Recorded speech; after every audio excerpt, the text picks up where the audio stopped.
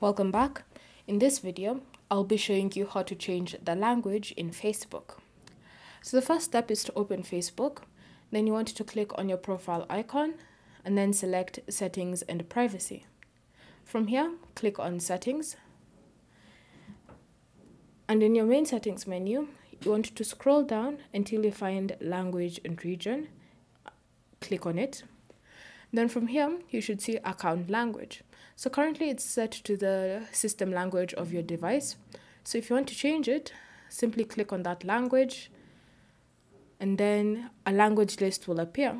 So if you have more than one language added onto your device, there'll be the first languages at the top under languages that you may know.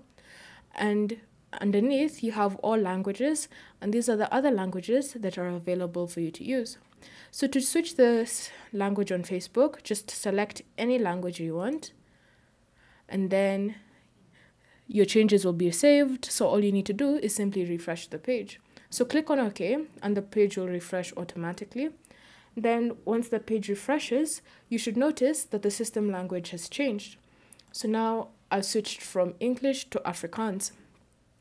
Thank you for watching. If you have any questions or comments, leave them down below and we'll get back to you.